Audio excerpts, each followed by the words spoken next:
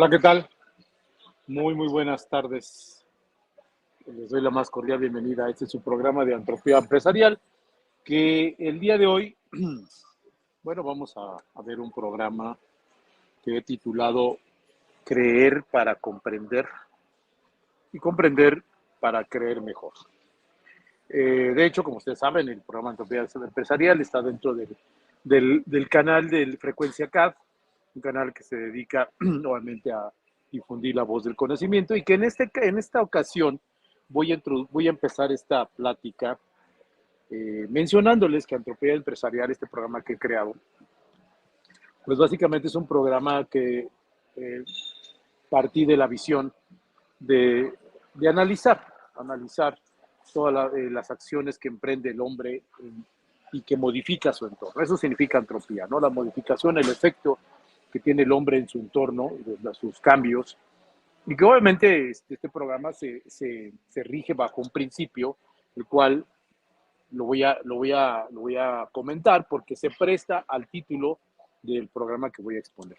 Y de hecho, el principio de este programa de Entropía Empresarial es que parte de que es una libertad. Tenemos la libertad, tengo mi libertad de expresar con responsabilidad y respeto eh, eh, eh, mi derecho a conocer y saber. O sea, pero la obligación de entender y razonar.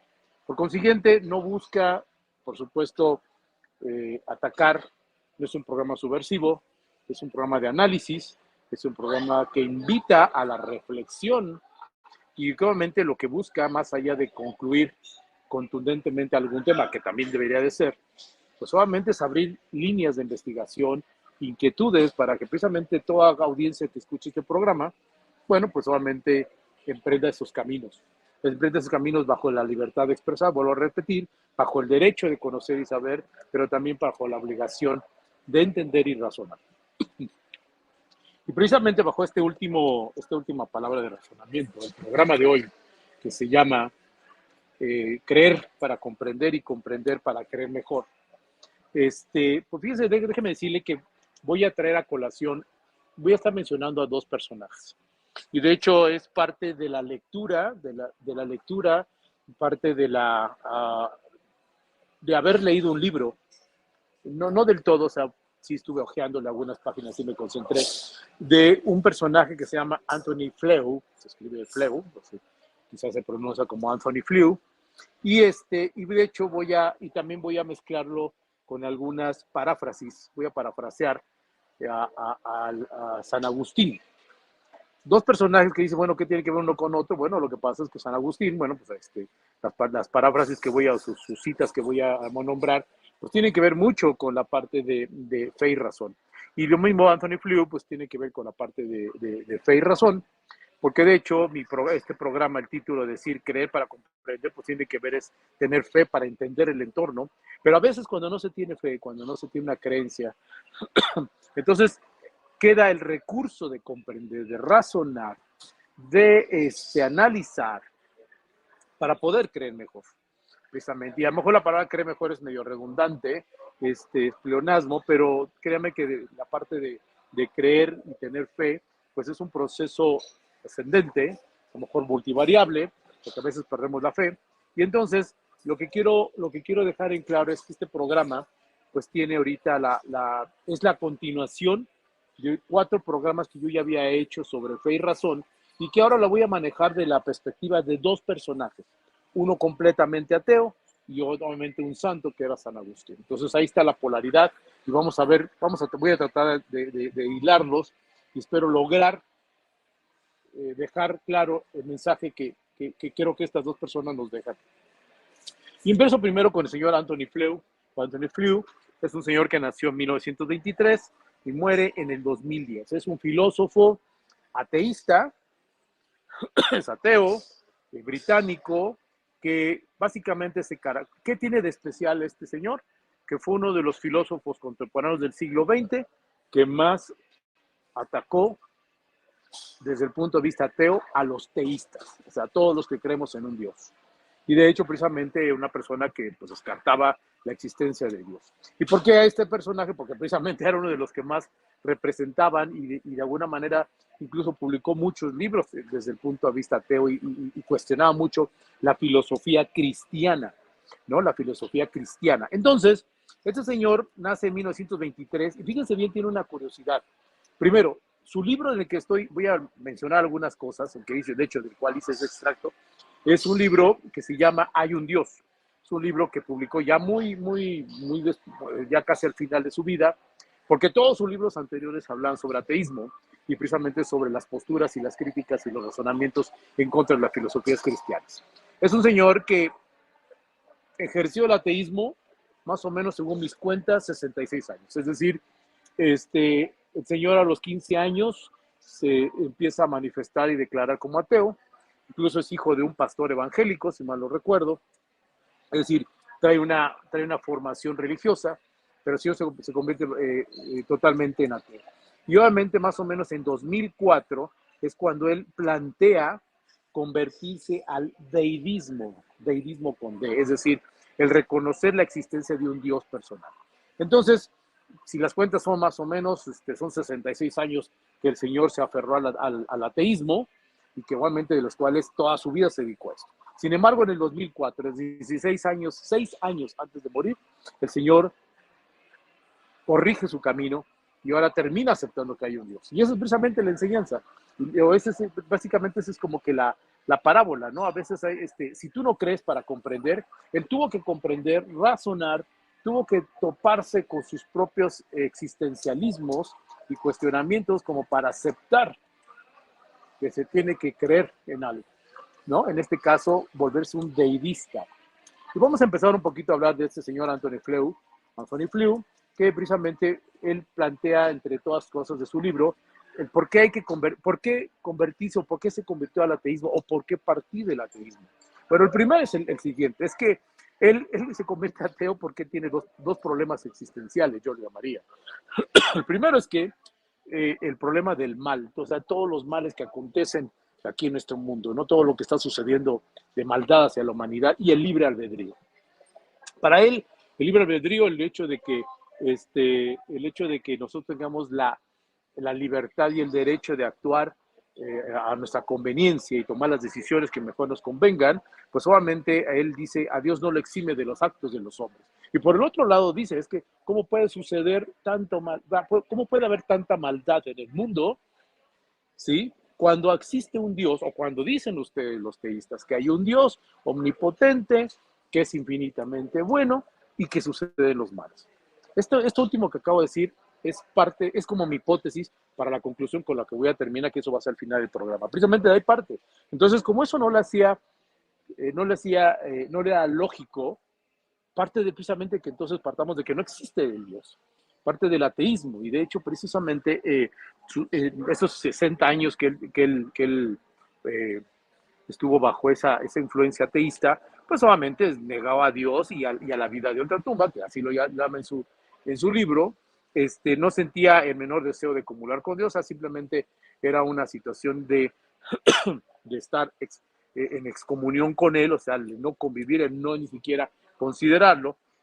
De hecho, él decía que la existencia de Dios debería partir de la presunción del ateísmo, es decir, tenemos que partir de que no existe un Dios y que la carga de la prueba, así dice incluso su libro, la carga de la prueba debe corresponder a los teístas, o sea, nosotros teníamos que probar que existía Dios.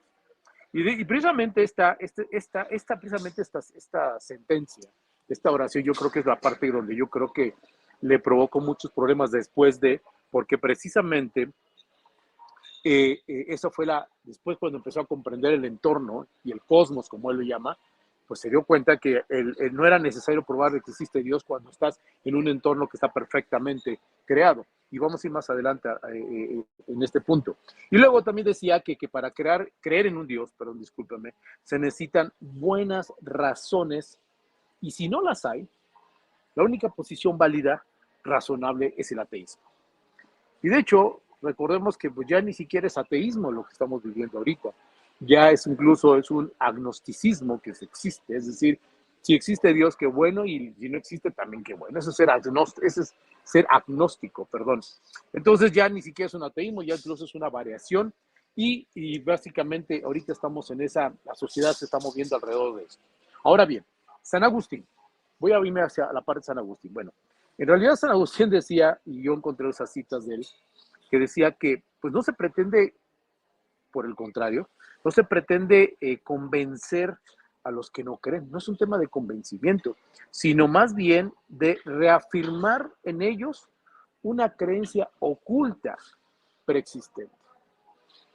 San Agustín, que nació en el año 340, 320, por ahí no me acuerdo, con un hombre que nació en el siglo XX, o sea, en 1923, pues estamos hablando de 18 siglos, una cosa así, de diferencia. Y fíjense bien cómo las dos posturas entre fe y razón, razón y fe, pues de alguna manera están convergiendo en el sentido de que pues no se trata de convencer, es un tema de creencia. Y cuando no hay una creencia hay que razonar. Y precisamente la otra cosa que decía San Agustín dice, nadie niega a Dios, sino aquel que le conviene que Dios no exista. A lo mejor Anthony Flew, cuando decía que por qué había tanta maldad en el mundo, pues le convenía entender que esa maldad era sin la ausencia de Dios, ¿no? Y de hecho para mucha gente creo que le conviene a veces, ¿no? Que no exista, no hablar de eso, ¿no? Entonces que aquí el tema está en que estamos partiendo de una, yo diría que de una contradicción, yo diría que de un tema donde se están contraponiendo varias cosas. Ahora, vamos a avanzar.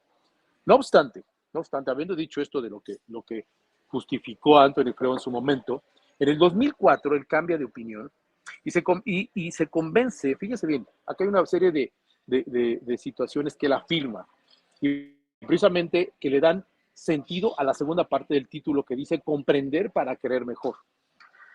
Dice que cambia de opinión y se convence que la naturaleza presenta indicios suficientes para sostener racionalmente, para sostener que existe Dios racionalmente.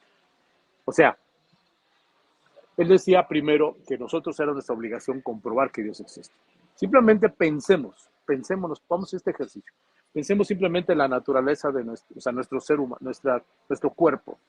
Nosotros a voluntad no gobernamos el ritmo cardíaco.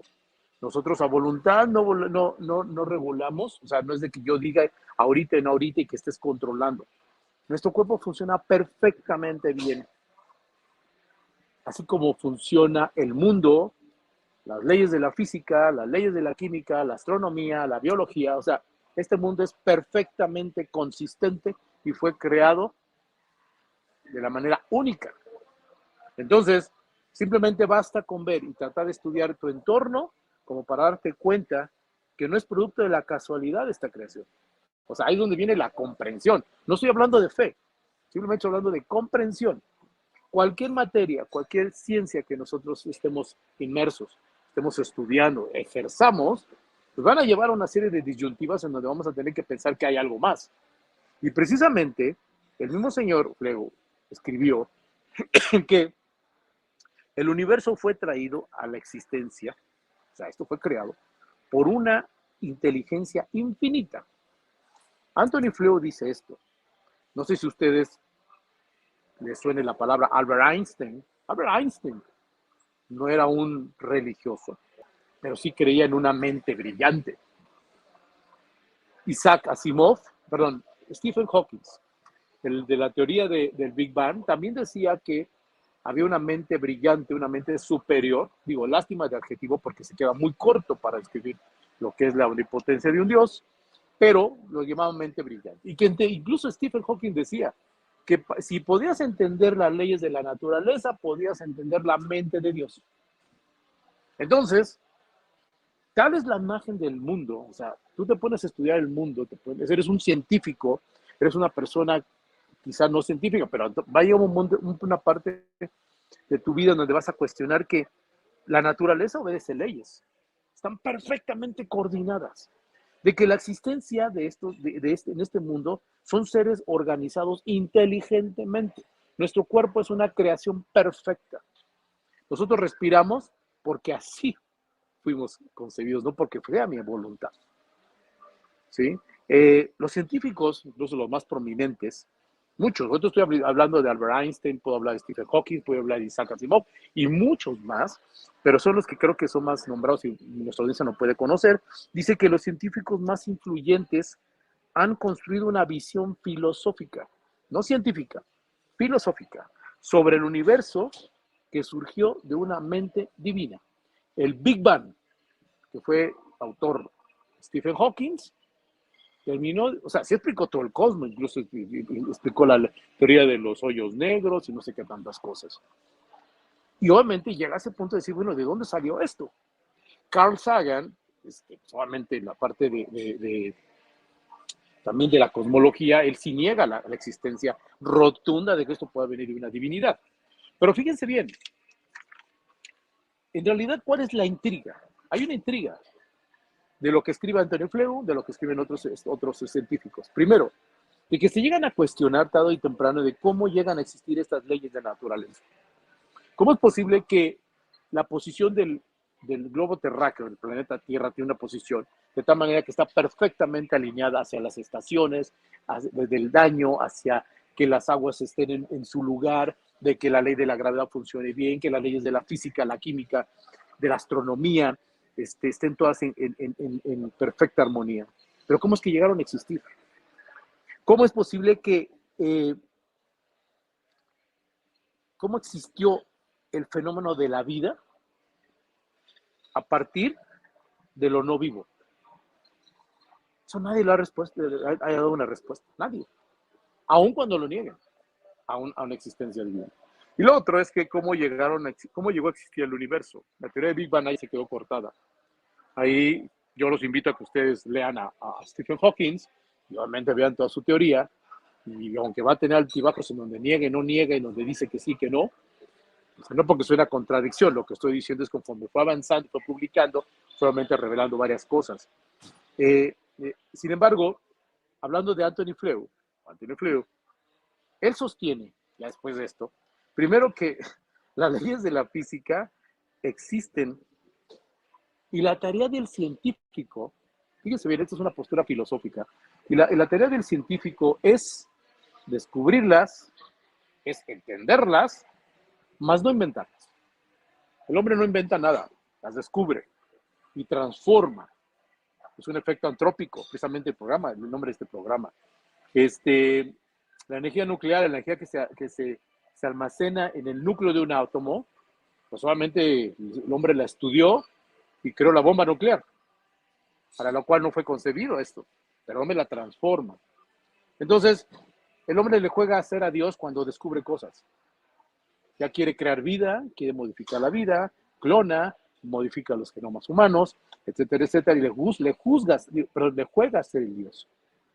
Yo creo que hay que entender que Anthony Flew que dice que las leyes ya están, hay que descubrirlas, entenderlas, más no inventarlas, porque ya no hay nada que inventar.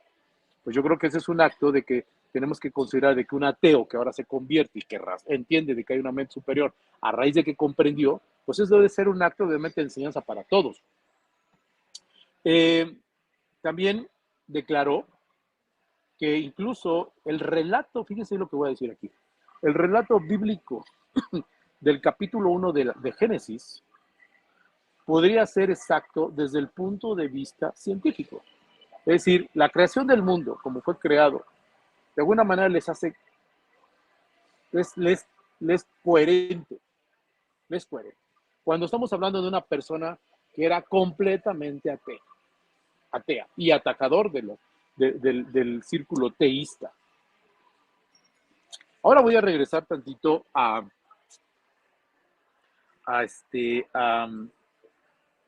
la parte del Señor de San Agustín. Y lo que quiero decir es lo siguiente, y de hecho voy hacia las conclusiones, mis conclusiones. A ver, primero, la fe, si nosotros la definimos, hay varias definiciones de fe. Yo pudiera decir que la fe es el asentimiento de las cosas de Dios, y a veces no las comprendemos, no las entendemos, por mucha inteligencia que tengamos. La fe y la razón no son distantes, son complementarias. A veces se necesita dentro de la razón actos de fe y a veces hay actos de fe que necesitan usos de la razón. Sin embargo, si somos hombres de poca fe, también tenemos una manera de generar esa fe a través de la comprensión, el análisis, el razonar, el pensar, el comprender, como lo dice, ¿no? Entonces, la fe es creer lo que no vemos, ¿no? Y eso lo dice San Agustín.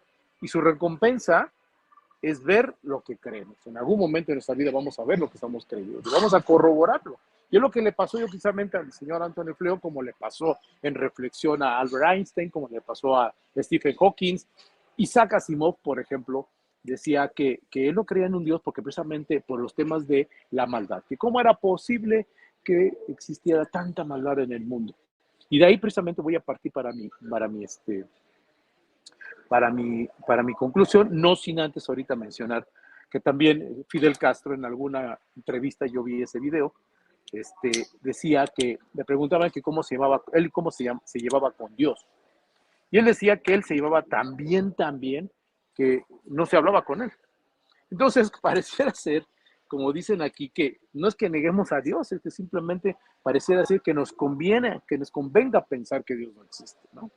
Entonces, habiendo dicho eso, ahora sí voy a la parte de las reflexiones. A ver, si se fijan, estamos hablando de que a esa mente divina, a Dios, se le escruta todas las acciones que hay. Se le escruta que exista, que no exista, que haya maldad, que no haya maldad, que haya libre albedrío, que no haya libre albedrío, que me castigue, que no me castigue, que si me va mal o no me va mal, etcétera, etcétera. Yo creo que eso es un acto meramente,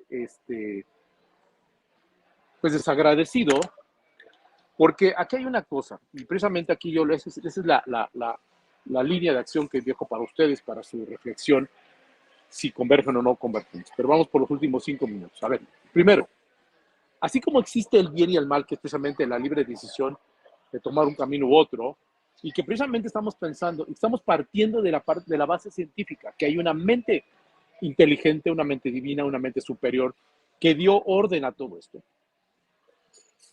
¿Por qué no pensar que las cosas que están sucediendo mal es atribuible a 2 factores? El primero de ellos, al que ejecuta la maldad, al hombre, al sicario, al que roba, al que mata, al que prostituye, al que corrompe, al que transforma, al dictador. O sea, está la persona que ejerce una acción. Los que hacemos mal, o sea, es decir, todos aquellos que tenemos un error en nuestra vida y que obviamente repercute hacia nuestra sociedad, bueno, ahí está el acto de la maldad. Pero también el otro, así como alguien piensa que hay una mente superior y que le queremos achacar todo lo malo, ¿por qué no pensar también en que hay un actor que se llama Satanás y que es el autor de todo lo malo? Entonces, y no me quiero ver así netamente fanático. Lo que estoy diciendo es que si atacan a la filosofía cristiana y a todos, y de hecho, de ahí parten como para justificar el negarlo, su existencia, pues entonces si la maldad existe, entonces tiene que ser alguien el autor de esto. No hay libros, no hay un filósofo famoso, no hay un científico que se posture o se ponga en contra de la filosofía satánica o precisamente de los actos que están de la maldad. No hay nadie que diga, esto es obra de esto y hay que hacer una creencia antisatánica. Tan es así que pues, los oscurantismos, el satanismo, el luciferismo, las sociedades secretas existen y nadie critica esto. Al menos yo no he visto una crítica contundente como para tratar de justificar el por qué existe la maldad. Entonces, estamos como que apuntando hacia lo que en algún lado o en alguna postura de nuestra vida reconocemos que es el autor, reconocemos que es el creó, pero por el otro lado también el autor de lo que nos sucede. Eso no es cierto. Eso no es cierto porque independientemente de nuestras creencias, que somos teístas o ateístas, y vuelvo a repetir, no quiero caer no quiero que se interprete en una acción fanática. No, lo que estoy diciendo es que como estamos estudiando para comprender, pues tiene que haber, así como hay el bien, hay un mal. Y hay alguien que está ejerciendo el mal, alguien que lo está ejecutando. Y así como desarrollamos políticas agnósticas, ateístas, o incluso gente que de plano se declara que no existe una divinidad, pues también debemos de poner la otra parte. La otra parte de decir, bueno, hay que ponernos en contra de todo lo que se está generando dentro de estas filosofías que acabo de repetir, que es el satanismo, el luciferismo, obviamente las sociedades secretas, las personas que ejercen, que están ejerciendo una acción equivocada, y ante eso nadie se pronuncia. Ante eso no existe algo, no existe una religión o una antirreligión. Ese es el punto. Entonces, regresando al tema, qué bueno es creer para comprender. Ese sería lo ideal. Pero si somos hombres de poca fe, entonces tenemos que comprender para entender y poder tener fe y empezar a mejorar esa fe. Por eso se llama creer mejor.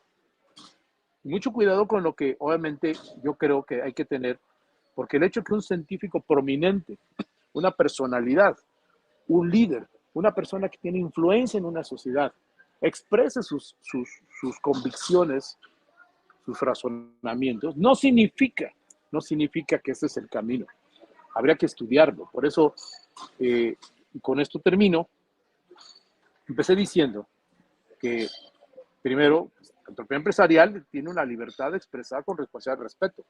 Dos, que nuevamente tenemos el derecho a conocer y saber, pero tenemos una obligación de entender y razonar.